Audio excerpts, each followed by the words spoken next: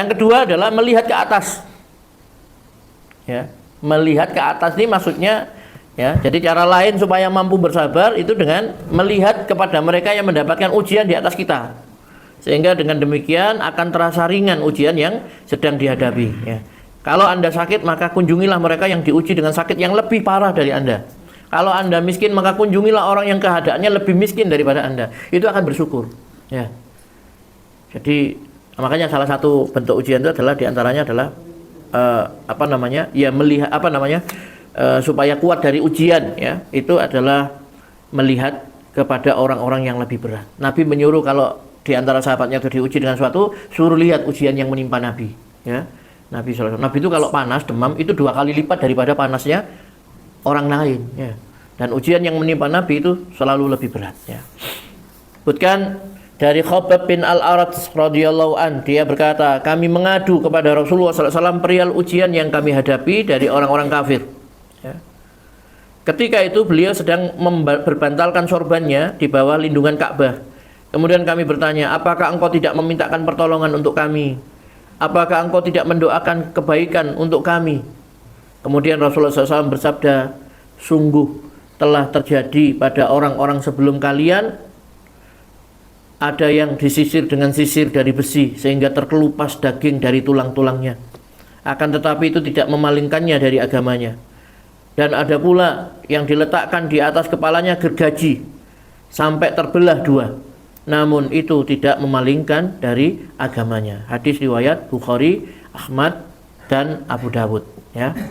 Jadi ketika sahabat ini tidak kuat ya, mungkin tidak tahan, diintimidasi oleh orang-orang kafir Quraisy, mungkin disakiti, disiksa dan sebagainya, datang kepada Nabi ngadu ya, apakah engkau tidak memintakan pertolongan untuk kami? Apakah engkau tidak mendoakan kebaikan untuk kami ya? Karena ujiannya berat.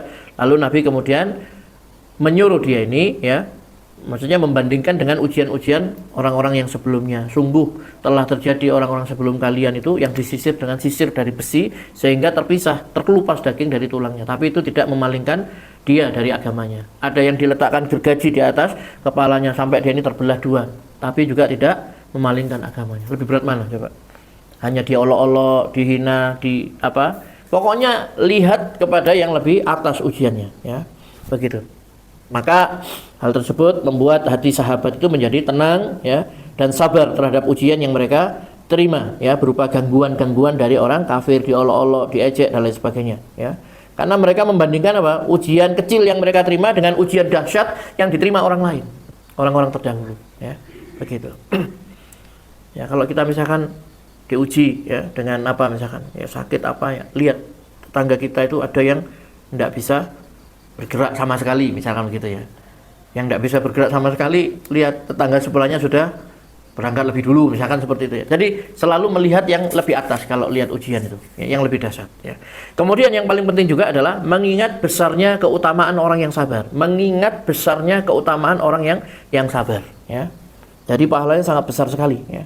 Dari Abu Sa'id Al-Khudri dan Abu Hurairah radhiyallahu anhuma, mereka berkata, Rasulullah SAW bersabda, ma yusibul muslim min nasabin wala wasabin wala hammin wala hazanin wala ada wala ghammin hatta asyaukata yushakuha illa kafarallahu biha khotoyah ya. Tidaklah seorang mukmin tertimpa rasa lelah, sakit, gelisah, sedih dan gundah sampai duri yang menusuknya, kecuali Allah akan menghapuskan kesalahan-kesalahannya karenanya. Hadis riwayat Bukhari dan Muslim, sahih ini ya. Coba, dosa-dosa kita banyak ya, dosa lisan, dosa telinga, dosa mata, dosa tangan, kaki dan sebagainya.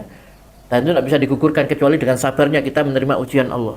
Nah, ujian Allah itu fungsinya tadi, tidaklah seorang mukmin tertimpa rasa lelah, rasa sakit, rasa gelisah, sedih, gundah gulana sampai duri yang menusuknya, kecuali Allah akan menghapuskan kesalahan-kesalahannya karenanya.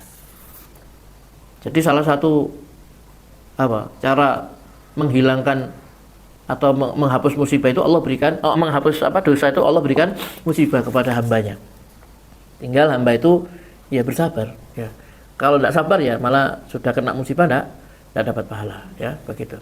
Bahkan disebutkan Allah Ta'ala berfirman ini dalam hadis qudsi ya, Sahih Bukhari, tidak ada balasan bagi hambaku yang mukmin yang telah aku ambil kekasihnya dari ahli dunia. Kekasihnya bisa istrinya, anaknya ya, diambil ya dari ahli dunia, kemudian dia ridho dan hanya mengharap pahala dari sisiku melainkan surga. Tidak ada balasan kecuali surga. Bagi siapa? Bagi seorang hamba mukmin ya, yang diambil kekasihnya dari keluarganya. Anaknya diambil ya, atau kekasihnya dari di dunia, suami istri misalkan. Kemudian dia ridho dan hanya mengharap pahala dari Allah Subhanahu wa taala, maka balasannya tidak lain adalah surga. Ya, begitu. Berat memang Pak ya. Berat ya. Ditinggal bapak berat, ditinggal ibu berat, ditinggal saudara berat, ditinggal anak juga berat. Dan paling berat itu adalah ditinggal anak. Betul ya. Saya akan merasakan setiap tahun waktu itu bapak meninggal, tahun berikutnya ibu, tahun berikutnya saudara ya, sama anak. Dari sekian itu yang paling berat anak ya. Tapi alhamdulillah Allah menolong saya waktu itu. Ketika anak saya meninggal, Allah tuntun saya untuk mengucapkan alhamdulillah. Innalillahi wa inna ilaihi rajiun. Ya, saya keluar gimana Pak? Enggak keluar dalam alhamdulillah anak saya sudah meninggal. Innalillahi wa inna ilaihi rajiun. Sampai tidak boleh pulang saya waktu itu. Ya, tidak boleh pulang. Saya kan mau pulang ngabari keluarga, tidak boleh naik sendiri. Mau di yang khawatir blank gitu ya. Alhamdulillah tidak boleh ya. Alhamdulillah ya. Yang terakhir Bapak Ibu yang dirahmati Allah SWT, yaitu berdoa mohon keteguhan dan kesabaran. Doanya mudah, bisa langsung dipraktekkan. Jangan tidak usah nulis, gampang. Ikuti saya ya Bu ya di sini ya. Salah satu doa yang diajarkan dan dianjurkan untuk mendapatkan kesabaran adalah sebagaimana yang difirmankan Allah dalam surat Al-A'raf 126. Rabbana afrigh alaina sobron wa tawaffana muslimin. Ya Rabb kami, limpahkanlah kesabaran pada kami dan wafatkanlah kami dalam keadaan muslim. Rabbana afrigh alaina sobron. Ya Bu. Rabbana afrigh alaina sobron. Lagi. Rabbana afrigh alaina sobron. Wa tawaffana muslimin. Wa tawaffana muslimin. Rabbana afrigh alaina sobron wa tawaffana muslimin. Ya Allah, karuniakan kepada kami kesabaran dan wafatkan kami dalam keadaan muslim. Muslim itu berserah diri kepada Allah Subhanahu wa taala, ya. Atau kalau sulit ya bahasa Indonesia tidak apa-apa. Wahai ya Allah, karuniakan, limpahkan kepada saya kesabaran dan matikan saya dalam keadaan Islam, dalam keadaan berserah diri, ya, seperti itu. Loh, jangan takut Bu ya, matikan saya. Kok minta mati sekarang Pak Ustaz? Enggak, maksudnya kalau nanti kita diwafatkan oleh Allah, kita itu matinya itu dalam keadaan muslim. Ya kan diperintahkan Allah, bertakwalah kamu kepada Allah dengan sebenar-benarnya takwa dan jangan sekali-kali kamu mati melainkan dalam keadaan Islam. Wala tamutunna illa wa antum muslimun. Nah, ini doa minta wafatkan saya ya Allah. Kalau memang waktunya wafat, wafatkan saya sebagai seorang muslim.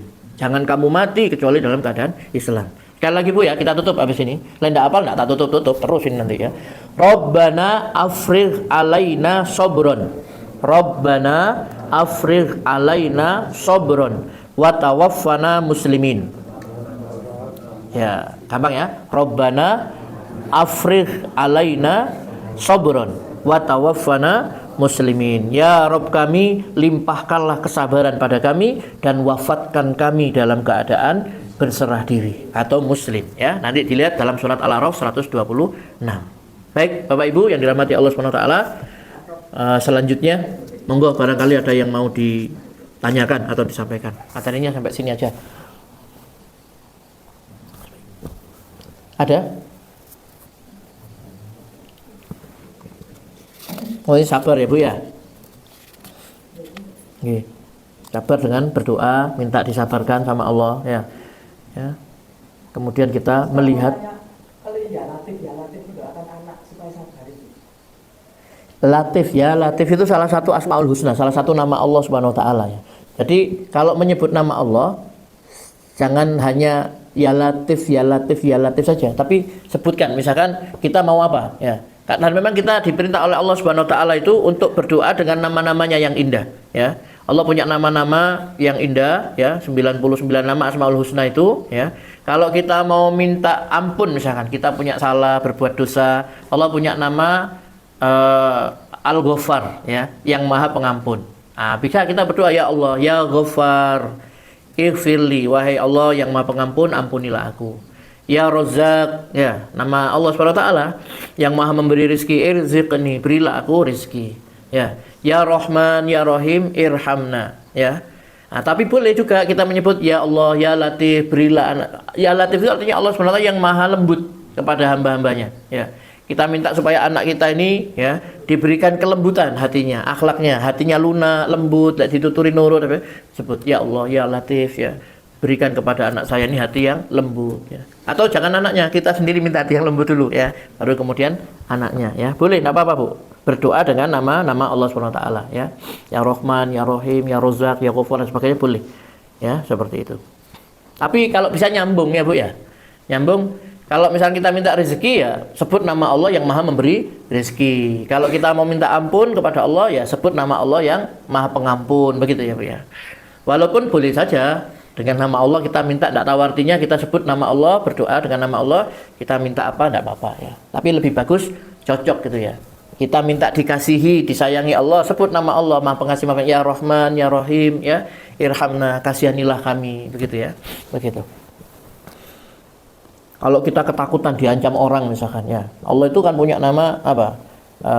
Al-Aziz, ya, yang Maha Perkasa, ya. Sebut nama Allah, ya Allah, ya Aziz, Engkaulah Zat yang Maha Perkasa. Tolonglah saya, lindungilah saya dari ancaman siapa si fulan dan lain sebagainya. Pokoknya ada apa saja minta kepada Allah. Sakit minta sembuh, minta kepada Allah, ya. Allahumma antas syafi, ya Allah, Engkau yang Maha menyembuhkan. Tidak ada kesembuhan kecuali Engkau, ya Allah, kecuali darimu, ya. Maka sembuhkan aku. Butuh apa saja kita disuruh minta sama Allah SWT, dan Allah itu senang, ya. Allah itu senang kalau diminta, ya, begitu. Kesulitan, kesempitan, sakit, apalagi masalah apa. Terutama tapi kalau minta yang besar-besar bagus, Bu, ya. Minta diampuni, ya. Minta diberikan apa namanya kesabaran ketika mendapatkan ujian, ya. Ojo mek njaluk duit tok ae. Duit. Ya. Duit itu cukup dengan ya Allah berilah aku rezeki yang baik, begitu nanti sudah ada, ya. Entah itu berupa dolar apa real atau apa, ya, Bu, ya. Kan mau dipotong katanya. Ya. Ya. Selalu begitu, Bu, ya. Kalau ada masalah apa saja, anak sakit atau ada ujian apa, minta dulu sama Allah Subhanahu wa taala, ya. Baru kemudian usaha, ya. Begitu. Jari ini siapa itu? Allah dulu, Allah lagi, Allah terus gitu, ya. Kalau ada apa-apa, minta dulu pada Allah. Setelah itu lagi minta kepada Allah lagi. Setelah itu ya sudah minta sama Allah terus, ya.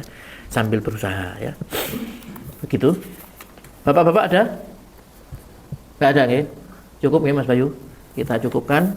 Subhanakallahumma wa bihamdika, asyhadu an la ilaha illa anta, astaghfiruka wa atubu ilaik. Wassalamualaikum warahmatullahi wabarakatuh.